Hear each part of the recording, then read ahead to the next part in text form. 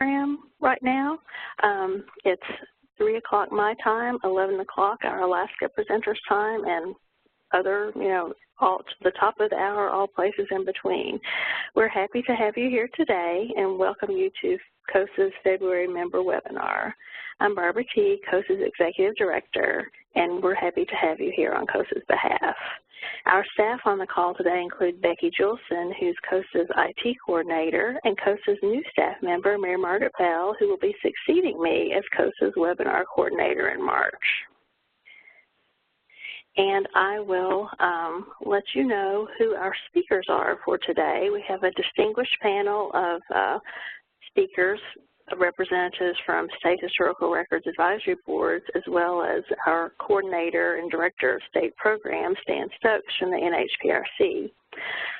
As everyone knows, probably if you've worked at your State Historical Records Advisory Board for any time, Dan is the Director of State Programs at the National Historical Publications and Records Commission and is our source for everything that's related to SHRABs. Dan recently completed 30 years of work at the NHPRC. Congratulations on that, Dan. I did not know that.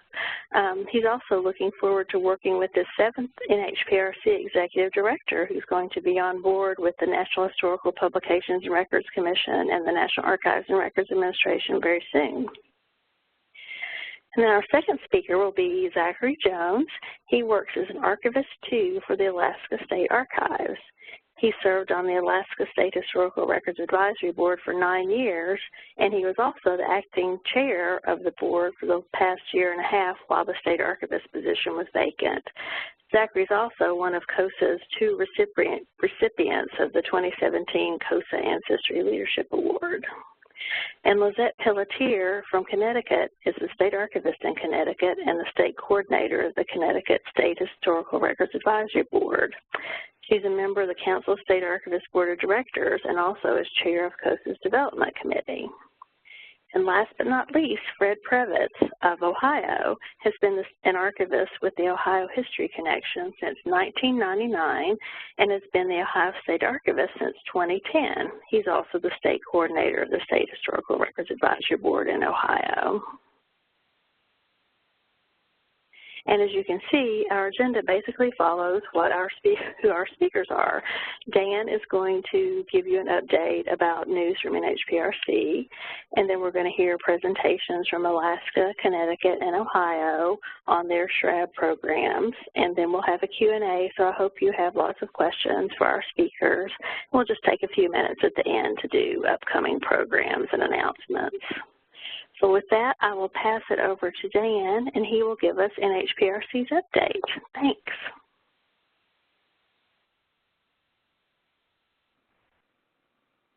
All right. Hello, everybody. I wanted to go over 3 or 4 areas of information that I think will be important for you to all know about.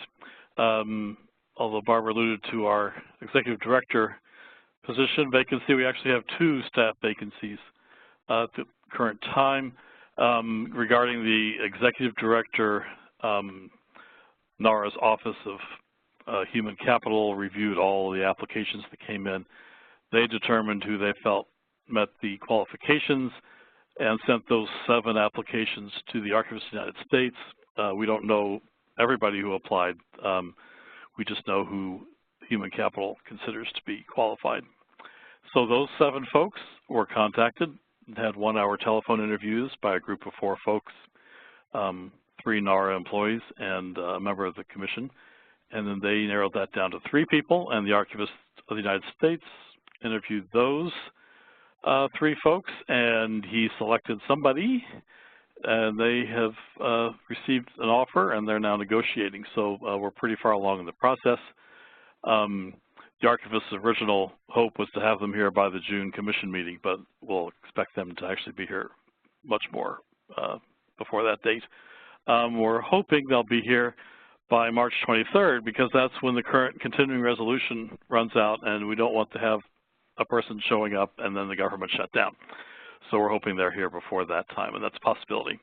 They're not from the Washington, D.C. area, so they do have to move, and that can sometimes require a little more time than if someone like Kathleen Williams, who was already here and just had to walk across the mall to come to a new job. So we'll see how that works out, but we are kind of at the end phase on that. Also, Alex Lorich, who was our director for access programs, has gone off to the Library of Congress, to the manuscript division there. His position is empty, and the archivist has not allowed us to fill it because he wants the new executive director to kind of look at all the NHPRC staffing and decide what type of position that person would like to add. So we may not get a replacement with this title. It may be for some other area. So we'll have to see how that goes. So as a result of that, of course, Alex's work has been distributed among the remaining 3 program officers. So I've taken on about twice my normal amount of work that I would be doing for the June meeting. So that's cut into my time that I've been able to work on board projects. But hopefully that will change once we have another employee and we get back up to 9 people. We currently have only 7 of us left. When I started here, we had 16, then we're down to 7, so that's kind of an interesting situation that I will not comment on further. The federal budget, there's 2 budgets going on now. We don't have a budget yet for fiscal year 2018, which started October 1st of 17. You may have heard in the news that there was a budget agreement, and that kept the government from shutting down for too long. That budget agreement was not actually a budget. It was just an agreement on how much money Congress can spend in the fiscal year for 2018. So that didn't actually move us any further toward knowing what our budget's going to be, but it does provide information to the appropriations committees that have to put together the 12 appropriations bills, and so they now have a figure to work with. So we'll see what comes out of that. We're hoping that they will have a budget by March 23rd when the continuing resolution ends, but there's no guarantee of that happening, so we'll just have to sit and wait and see. Now, as many of you know who had grants that were supposed to be starting this past January, the Office of Management and Budget changed how we can spend our money. It used to be that under a continuing resolution, we could spend whatever portion of the money we would have had for that part of the year. So, you know, if there's a continuing resolution for a month, you'd have a 12th of that budget to spend. Because the White House budget for 18 recommended 0 funding for NHPRC, they've told us we can't spend any money at all until we have an actual budget.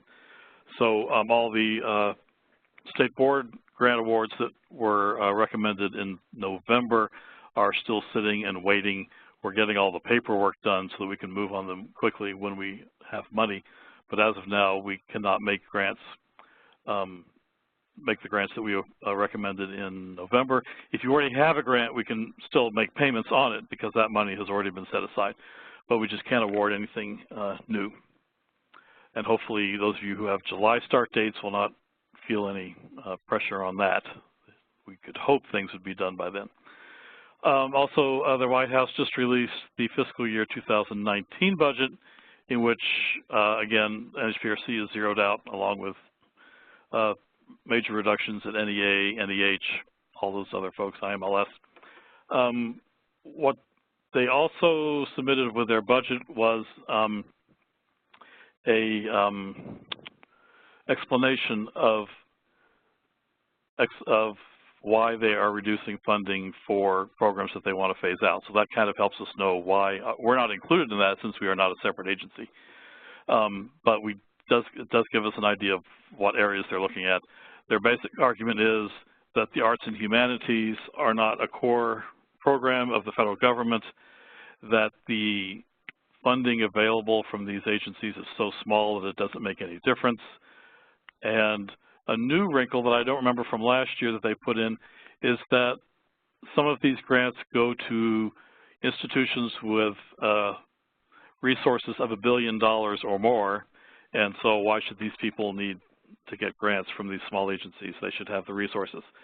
So things like, you know, giving a grant for an archives project at Harvard is bad for them because, of course, Harvard has an endowment of over $30 billion, and so they should be able to cover that. So those are kind of the arguments they're making in that area, so that we kind of know how they're coming at this.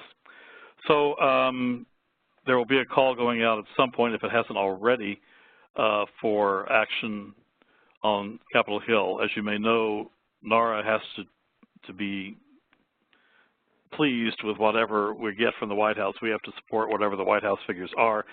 So the White House, so we cannot go up and plead for more money for anything. So we depend on outside groups. John Hamilton, who's our legislative liaison, will be putting out some information on that.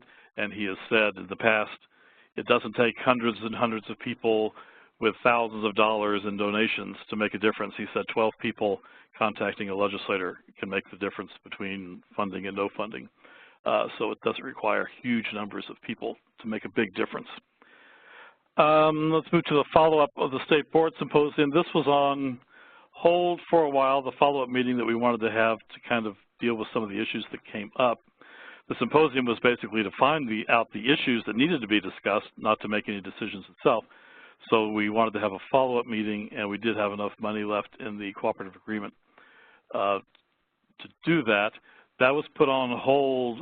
We had tentatively thought of having it early this year, but the Archivist of the United States said he would not permit a follow-up meeting until the new executive director was here to attend that meeting.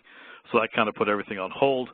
We did continue with the bureaucratic requirements of doing this second phase. Basically, the NHPRC has no authority to do the cooperative agreements, so we have to use NARA's authority, which means we had to go through the General Counsel and the leadership of the National Archives to get approval to do a change to the cooperative agreement to add a second meeting. Legal gave us approval to make the change.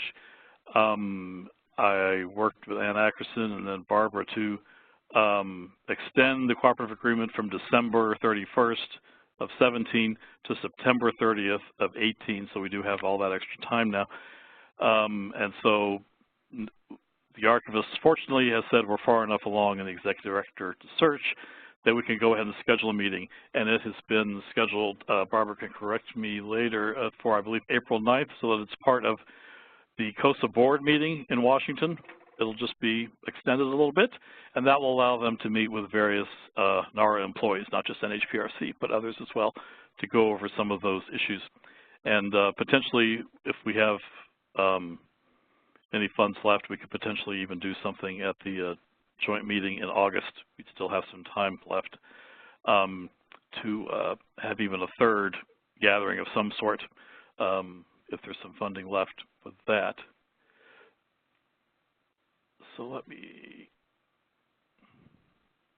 there it moves.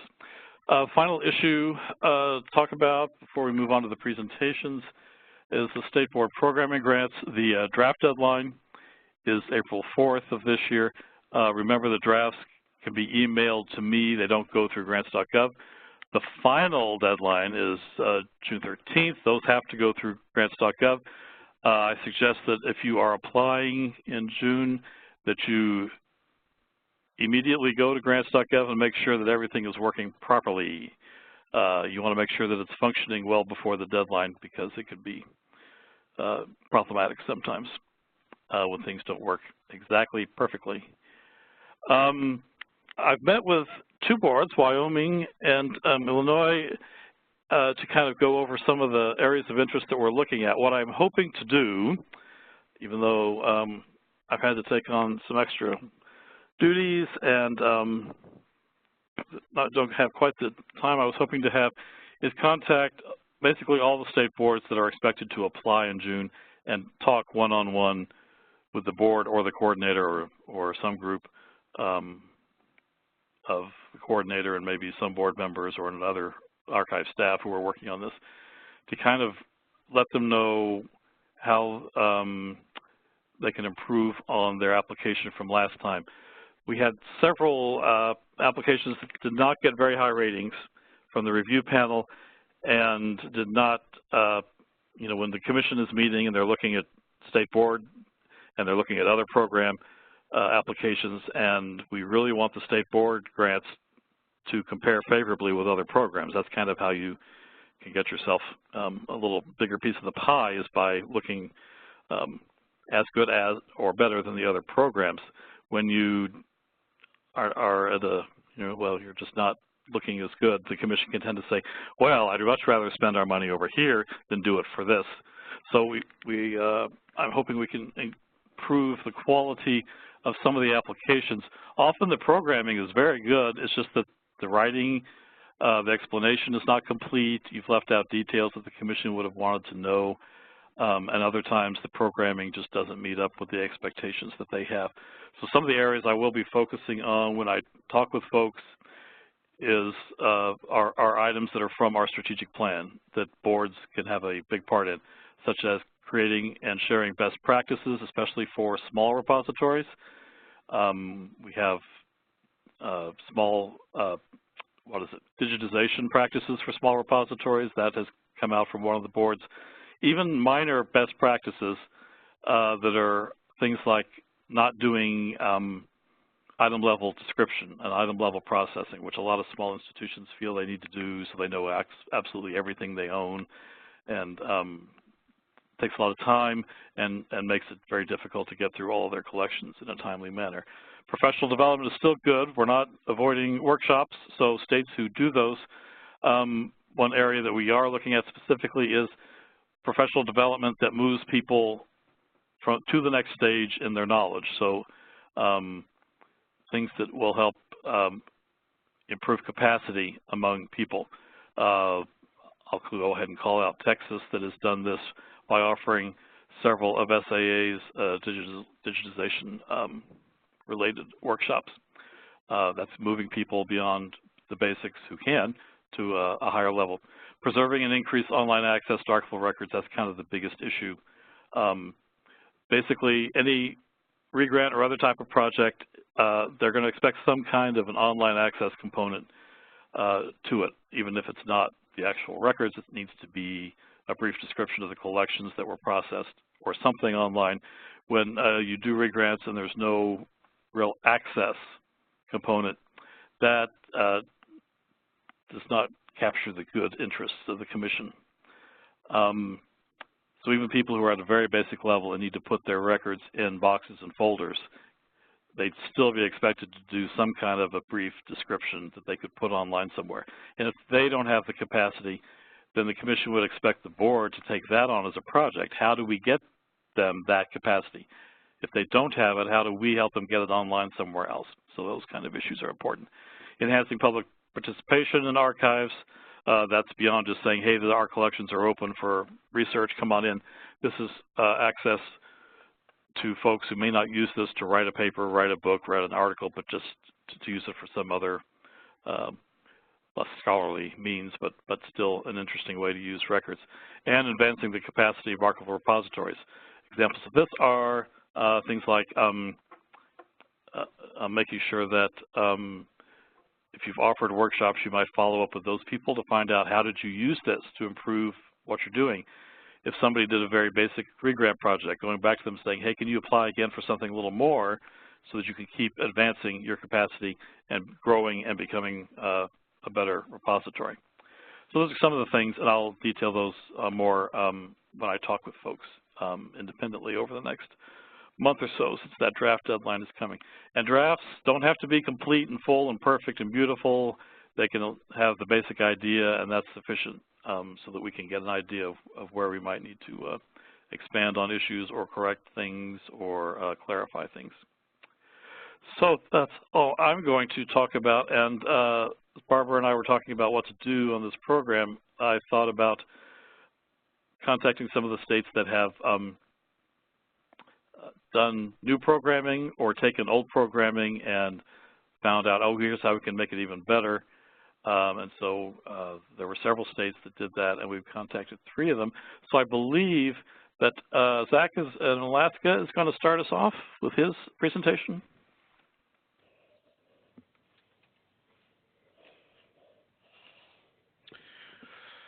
All right. This is Zach. Thank you very much, Dan, for your words. It was great to hear from you. I'd certainly want to express thanks to Dan. He's been very helpful over the years. I've been involved in SHRAB for 9 years now. And thank you to COSA for making this happen. So I'm an archivist here at the State Archives, and I'm here to talk, kind of do a brief little overview. They gave me around 10 minutes to speak to you about on what I've kind of called boots on the ground in Alaska, kind of overviewing our ASHRAB or our SHRAB's labors. Having been on the board for 9 years, I figured I'd give everyone a quick snapshot of kind of what we've done in the last decade. Sort of we're trying to maintain the initiative or just keep the ball rolling in a positive direction. About 10 years ago, we looked closely at what Alaska needed. We're a different state than others, very big, limited road system, and access to education may not be available to a lot of our folks that may be appointed or hired to run different institutions around our state. So a decade ago, we began a project where our ASHRAB provided some archival science trainings. These were basic skills trainings that primarily targeted small to medium-sized institutional staff. We felt that was a really good thing to give training to folks. But certainly listening to that audience, one thing they asked for was, it's great to hear about this and I feel good on going back and doing some of these, but I'd also like some real hands-on help or boots on the ground. And so the following grant cycle, we came up with what was called a consultation program. And this was a program where organizations could apply to receive professional consultation for their institution, and the consultants, which was primarily the members of our SHRAB, went out and provided consultation through an application process. We provided consultation to 4 or 5 different small-sized institutions across our state. A lot of these ended up being smaller-sized museums with archival holdings, sort of community library archive museum institutions, as well as tribal programs and heritage organizations. And after sort of providing the consultation service, we really got a lot of feedback that folks liked having hands-on help. They'd read different books, and some of these folks are in very remote communities where there's certainly no road access. It's by plane or boat that can be affected by the weather. They again wanted more help. You've taught us some things that we could do. We really like that. You've given us direction. Can we have some boots on the ground? Someone come and help us a little bit. And so from 2014 to 2017, we came up with the idea of a Journeyman Archivist program. We pursued this through 2 different grant cycles. And this included our idea that we would hire and dispatch a Journeyman Archivist to go to a worthy institution in the state and provide basic archival processing services. They would go there. They would help an institution that may not have an archivist or archival training and help process their collections. They would also train the staff, work to try and create some sustainability and awareness, and sort of get their archival program rolling. We found it to be pretty successful. The first year, which is why we continued it a second time, limited budgets, even though they're very good. Things are expensive. We sent folks to these locations for 6 weeks at a time. The first year, we sent someone way up to Nome, Alaska. The second year, we sent someone to Palmer, which is in south central Alaska, and then in Haines. And all of these institutions that were serviced ended up being museums that had a sizable archival holding. And now this coming year, we've kind of continued an aspect of that, which we're calling our digitization archivist program. And I'm just going to very briefly kind of overview what this digitization archivist program is. One aspect of this is premised on, in Alaska, we have what is referred to as Alaska's Digital Archives. It's sort of our statewide hub where the different institutions in Alaska provide digital content. This really has become a hub, especially for our schools, for communities, and for general researchers. It's been a real important thing, especially because of the large nature of our state and how remote some locations are. There is a very big difficulty of folks coming to review things in person. So we want to provide a lot of good digital content, especially for our schools. We really feel Alaska's Digital Archives has good merit, but we've also noticed certainly there are 4 main big contributors, and these are the bigger institutions in our more urban settings, which include the Alaska State Library in Juneau, University of Alaska in Fairbanks, University of Alaska in Anchorage, and then the Anchorage Museum. They are the kind of main contributors to this. They've done a fantastic job over the years, but of course we're always seeking new content, and especially content from our smaller communities.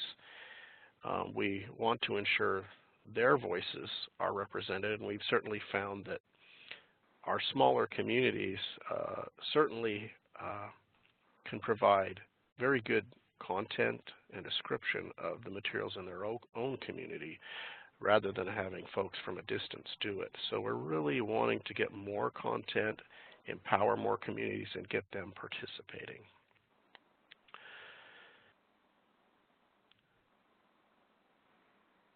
And I wanted to throw in this one slide just as a reminder on the size of Alaska. We do have some significant challenges because of that, and our road system only connects part of Alaska. Even in the capital of Juneau here, there is no road to Juneau. You have to get here by airplane or by a ferry ride that takes a while. So we are definitely using digital outreach as a method to reach our constituents. So kind of to briefly just really quickly articulate our digitization archivist program, we feel it meets NHPRC's guidelines and goals by its objective to increase online access to historical records and support activities that put the American people in touch with primary sources in their communities and online, and promote institutional advancements of organizations in underserved communities, and assist locally based repositories with training and tools to improve their stewardship abilities. We feel this grant actually matches that quite well. So the keystroke of this is for this project, we are going to hire and dispatch a digitization archivist to serve a small to medium-sized repository in digitizing some content in their holdings and placing these materials on Alaska's Digital Archives. This is a pilot project in a sense that secures a new contributor to Alaska's Digital Archives. We're looking for someone to begin this process. This digitization archivist will get this rolling. I've got this nice image here of boots on the ground in Alaska. You know, we like the idea of putting boots on the ground and helping people, hands-on help. These are some nice muddy boots, the extra toughs that a lot of us wear in the poor, wet, snowy weather of southeast Alaska. So just real briefly, the details of the program. This happens as we issue a call for applications from repositories in the state to receive the services of the digitization archivist. We issue a call, say, oh, we can offer this. They send it in. We really want to make an award to an institution based on sustainability. There's other criteria, but we want them to continue contributing to Alaska's Digital Archives after the initial project. So this project is not going to just initially, or our objective is for it to not just produce the minimum qualifications that are required in the grant, but for this to be sustainable and continue on into the future. So it's a nice springboard. Another aspect, of course, hire and dispatch that digitization archivist. We realize they do kind of have a big job, but They're going to spend 6 weeks.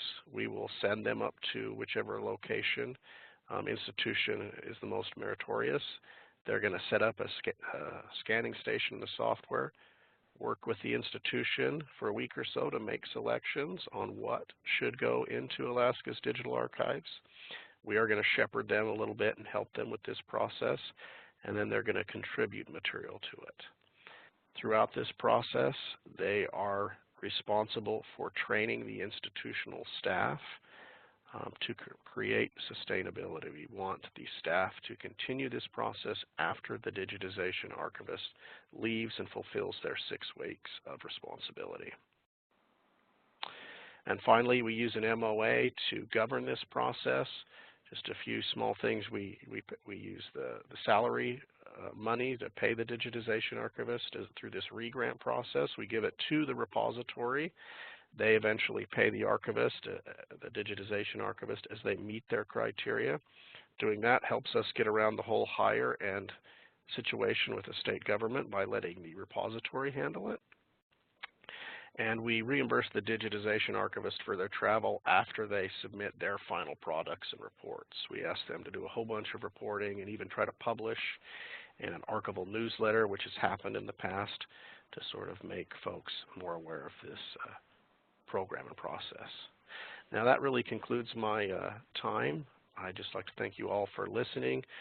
Appreciate it, and very glad to speak with you today. And I'm ready to pass the presentation to the next presenter. Thank you.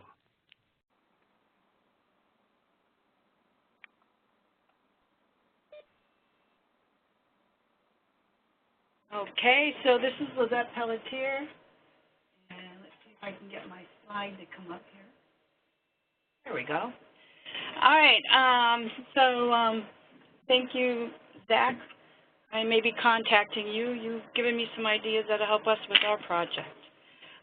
So I'm really delighted to be here to share with you the Connecticut State Historical Advisory Board, or CT-SHRAB as we refer to ourselves, our next project that will launch this year with funding from our NHPRC board grant.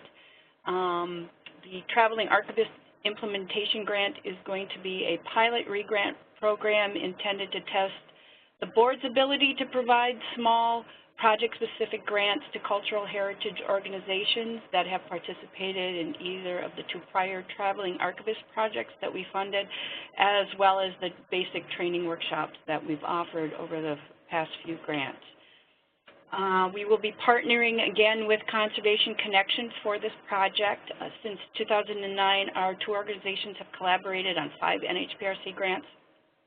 Conservation Connection is a collections care and conservation collaborative of museums, libraries, archives, and historical societies in the state. It evolved out of the IMLS Connecting to Collections grants in the late 2000s and seeks to identify collection care needs and to develop a statewide plan for addressing them.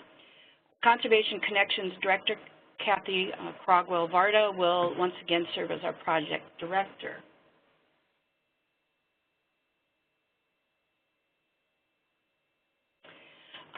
Connecticut SHRAB members have wanted to offer an NHPRC-funded pass-through grant for our state's small to mid-sized organizations, but we were concerned about potential grantees' ability to implement and manage a project whose outcomes would meet archival best standards. And again, as Dan mentioned, most of these, the staff and volunteers are from related professions, curators, or librarians, and tend to look at items or their collections on an item level basis.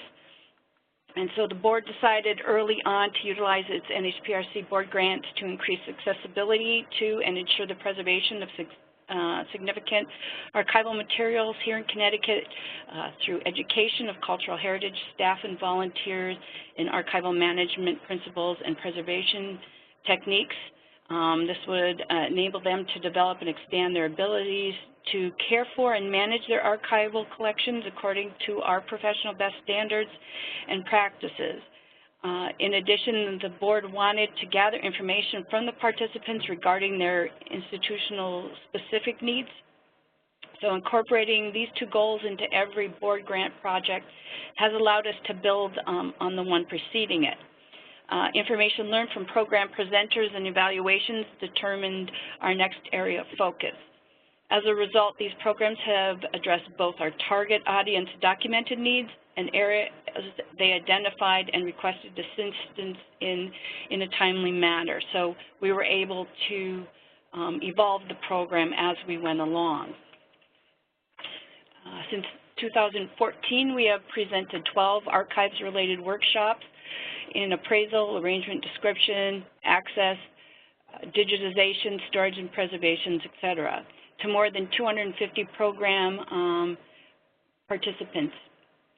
And we finally feel that we're making headway with the issue of item description, but it's taken, quite a long time. In conjunction with the first round of basic workshops, SHRAB offered a free half-day site visit conducted by a traveling archivist.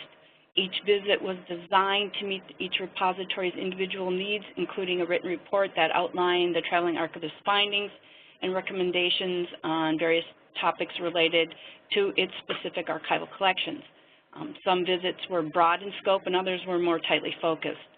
For the second offering of traveling archivist site visits, we hired 6 traveling archivists whose individual expertise matched the areas of institutional need we had previously identified.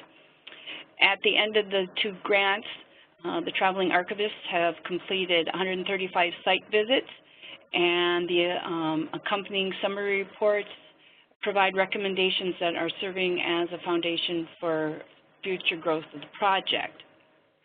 The recommendations that the traveling archivists have made in their reports depend on the maturity of the institution. Some of the most common recommendations include creating an archives processing manual, implementing storage upgrades, rehousing, creating or upgrading an archive storage area, surveying archival collections to identify groups of records suitable for arrangement and description, obtaining training in archival arrangement and description specific to the staff, implementing a pilot project to arrange, describe, and create a finding aid for a well-used collection, and developing a digitization management plan and policy.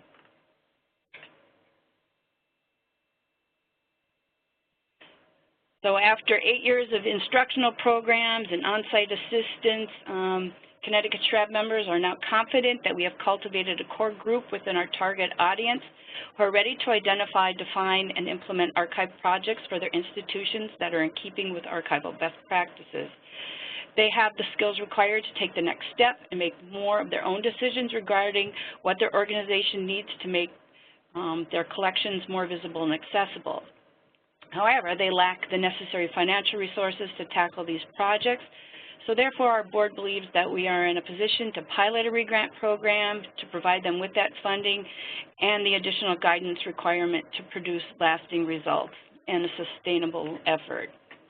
The Traveling Archivist Implementation Grant Program will award grants on a competitive basis to those cultural heritage organizations that have participated in our previous projects.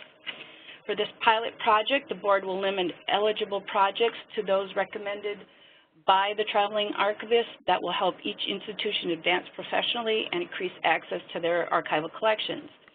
While the traveling archivist must be a key component of each proposed grant project, and grantees will be required to choose from the pool of qualified experienced archivists developed during our previous grant. Our goal is to have staff and volunteers gain hands-on experience rather than have the traveling archivist complete the work. Therefore, the traveling archivist would spend 1 or more days assisting on the designated project through oversight, guidance with unfamiliar practices, and follow-up with the grantee staff on its implementation. We are hoping to fund up to 26 grant projects over the 2-year grant period, but we'll see how that goes once we get started.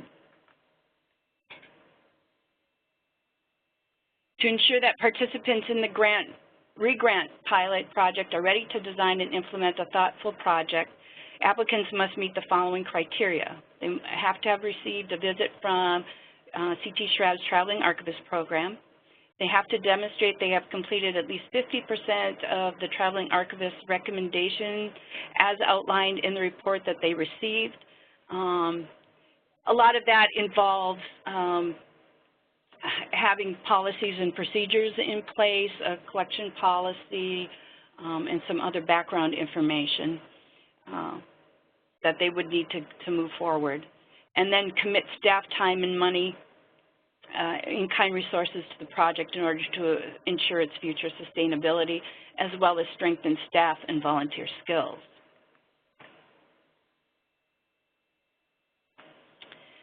SHRAB and Conservation Connection have created a list of potential grant projects eligible for funding based on those most frequently recommended by the traveling archivist. A partial list of potential projects is included on this slide. And as you can see, each of the projects, with the exception of the preservation project, includes getting information about the collections out to the community, ranging from minimal description to full-form EAD and DAX compliant finding aids.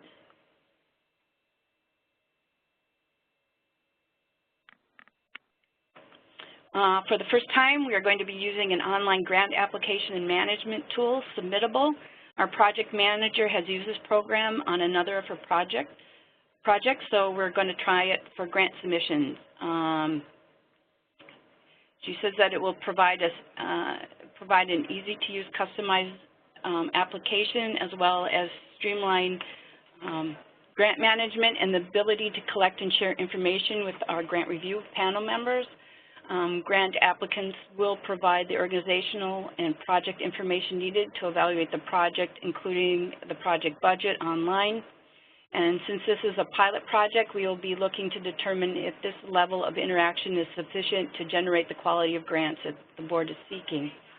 SHRAB and Conservation Connection plan to share summaries of successful grant projects on our respective websites.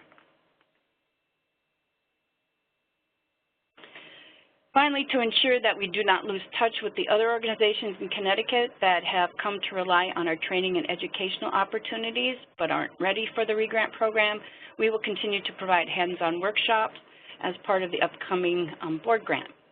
We plan on offering over the course of the grant 3 sessions of a workshop on the most requested topic, digitization.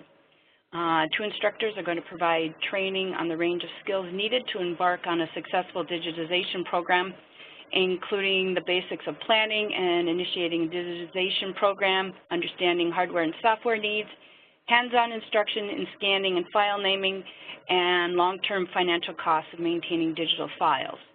The Connecticut State Library is going to provide scanners to provide some hands-on components to the program. We plan on introducing participants to several statewide programs that are available to help them manage, preserve, and share their online collections, and this includes the Connecticut Digital Archive, CTDA, Connecticut Archives Online, CIO, and Connecticut Illustrated. The presenters will consult with our Grant Advisory Committee in creating, of course, handouts, including guidelines and minimum standards for digitization plans, and those will be shared with program participants. Typically, our workshops attract 40 participants per session, but due to the hands-on nature of this workshop, registration is going to be limited to no more than 15 per program. So we're hoping to, over the course of the grant, reach about 45 participants with this workshop. So the Connecticut board members are very excited about the pilot program and the digitization workshops, and we can't wait to get started on this. So thank you very much, and I'm going to pass this on to Fred Previtz.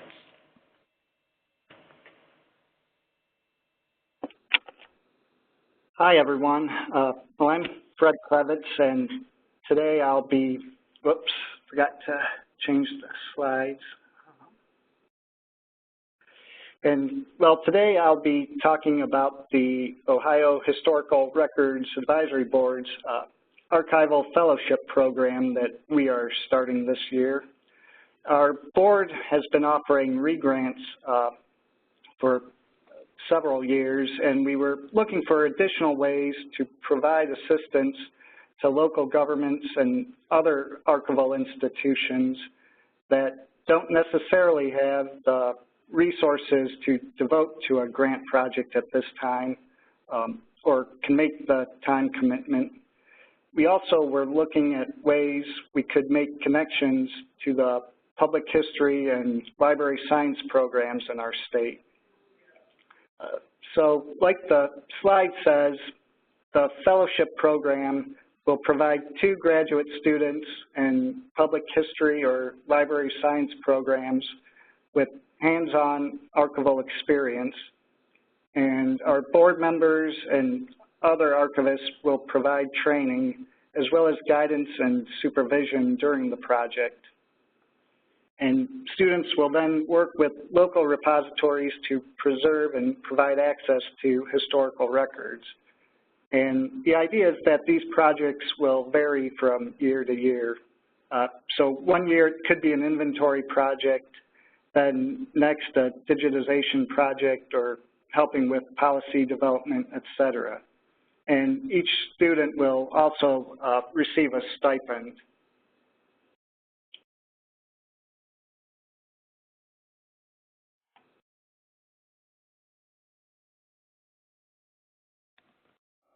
So for this year, we will be partnering with Wright State University, which is located in Dayton in Southwest Ohio.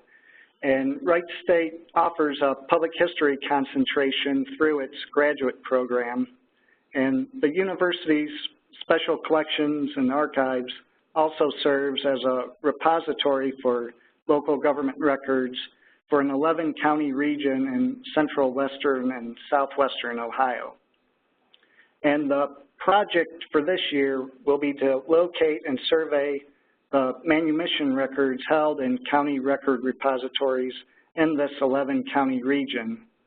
And here in Ohio, beginning in 1804 and up to the mid-19th century, African Americans were required to register at their local court and provide proof that they were free.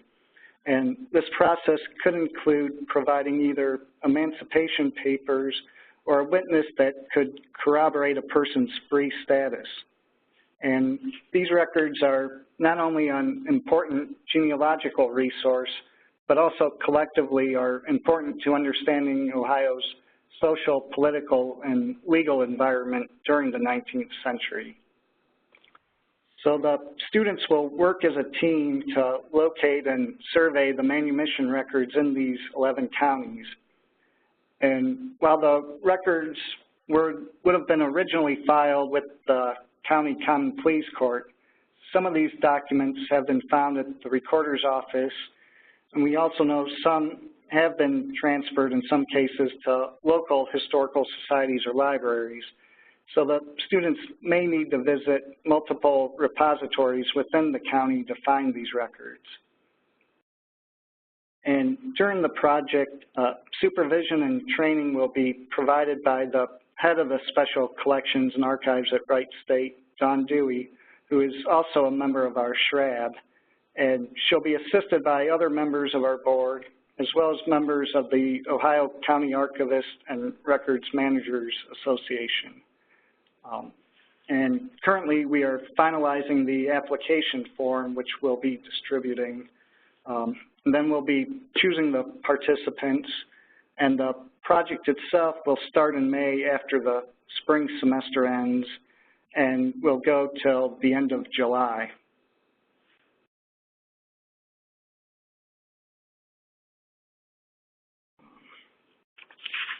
So as far as the goals that we have, we'll be providing 2 students with archival training and experience working in repositories. We'll also have improved intellectual control for the manumission records, noting not only the location, but arrangement, condition, and how accessible they are. And this information will help us plan for possible future preservation and access projects with these documents. We'll also be able to use the survey form to send to additional counties outside the 11 counties of this region to try to find more of these records. as well as we'll have a better idea of the types of offices where these records could be found. And then we'll also be sharing the locations of these records on OHRAB's website and with archival and genealogical organizations throughout the state. So that's kind of an overview of the project that we'll be starting this year. So now I'll pass things back to Barbara.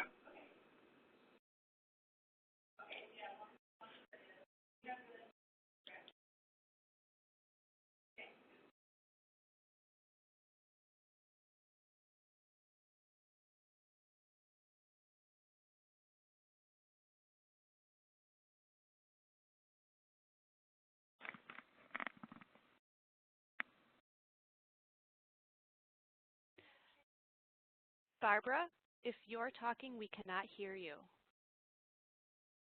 I'm sorry, I was talking. I apologize. I was muted, so sorry.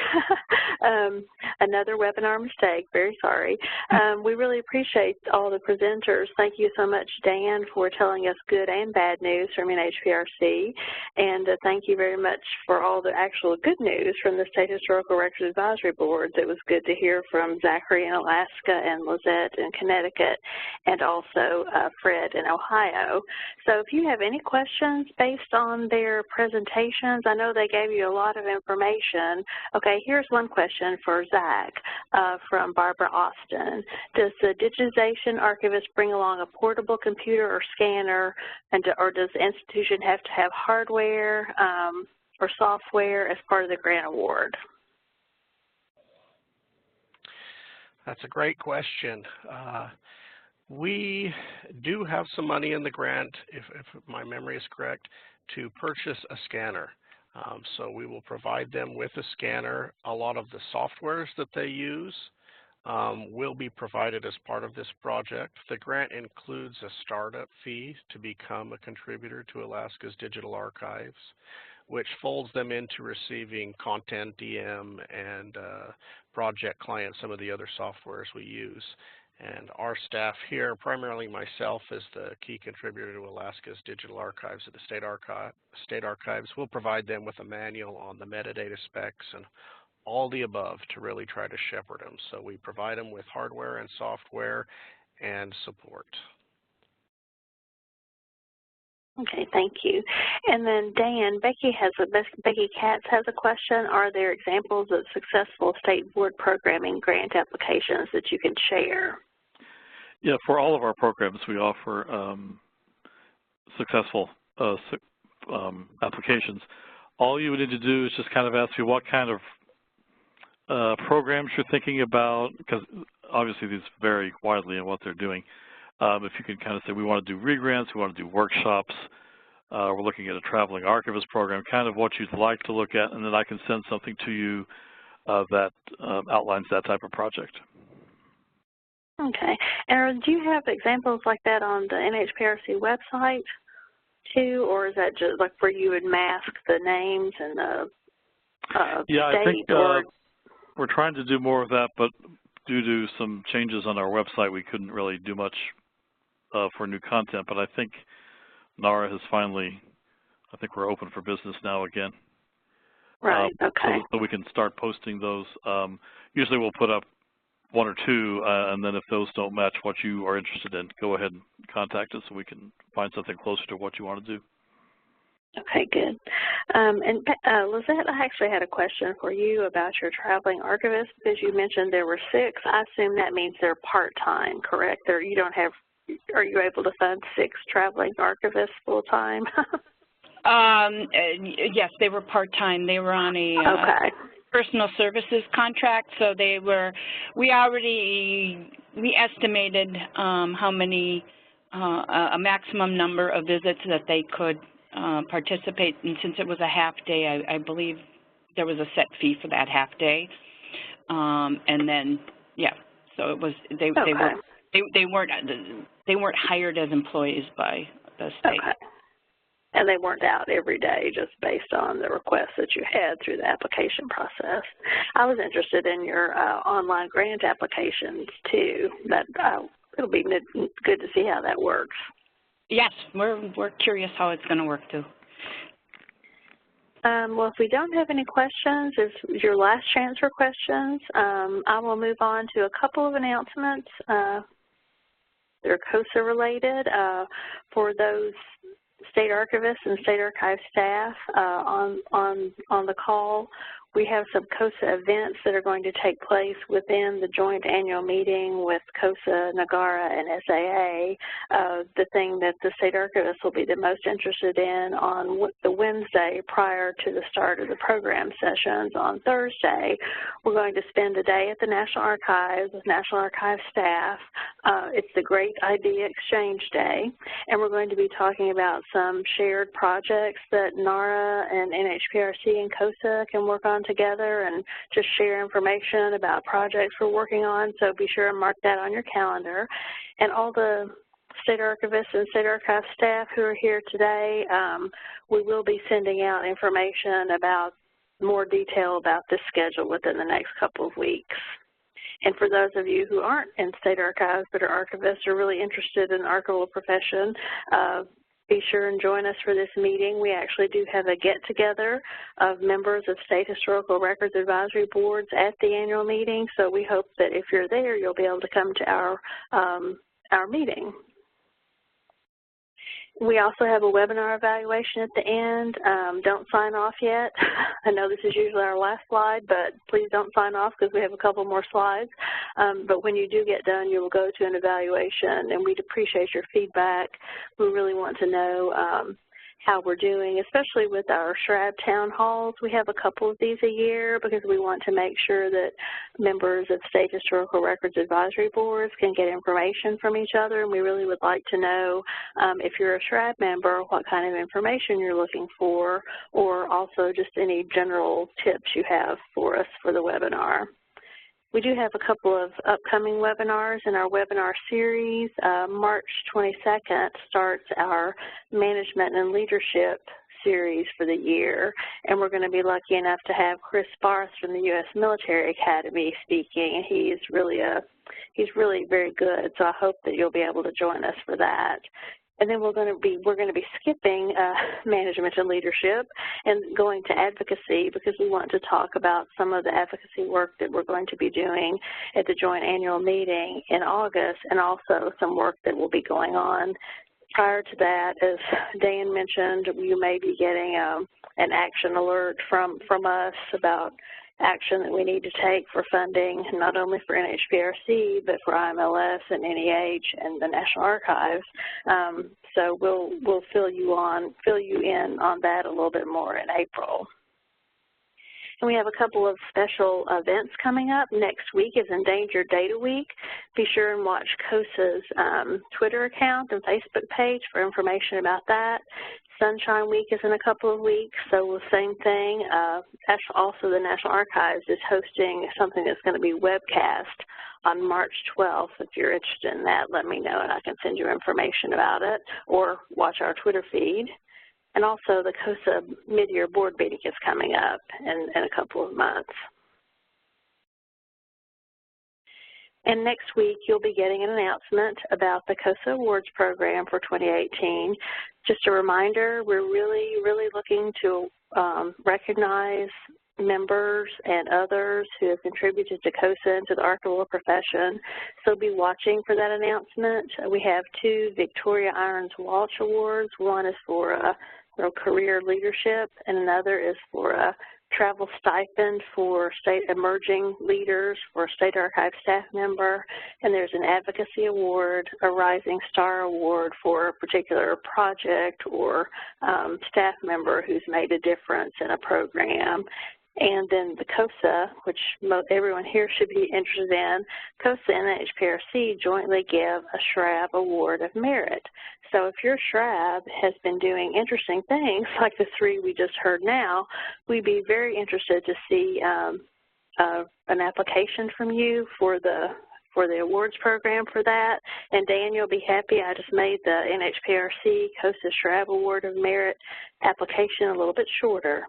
So it's not going to, it doesn't have as much, that you don't have to send us a lot of information, just enough to give us an idea of what the SHRAB has been doing. So I've heard there are 3 things here that sound as if they would be good candidates for the SHRAB Award of Merit, and I'm sure many others of you on here are the same. And COSA's awards program is sponsored by one of our main sponsors, Family Search. And in addition to Family Search as a sponsor, we also have Ancestry, Preservica, our new sponsor, LibNova, Apex Software, Gaylord Archival, and Space Saver, and our 2 federal funders, NHPRC, we heard from today, and the Institute of Museum and Library Services, who's funding our current grant to work with other state associations, such as the National Association of State Chief Information Officers, the National Governors Association, and the National Association of Secretaries of State. And that's all we have for you today. Normally I would go to the webinar evaluation slide, but when you leave here today, you'll actually be taken to our evaluation form. We do appreciate you being here, and thank you so much to our speakers, Dan Stokes, Zach Jones, Lizette Pelletier, and Fred Previtz. Thank you for joining us, and we'll see you on March 22nd.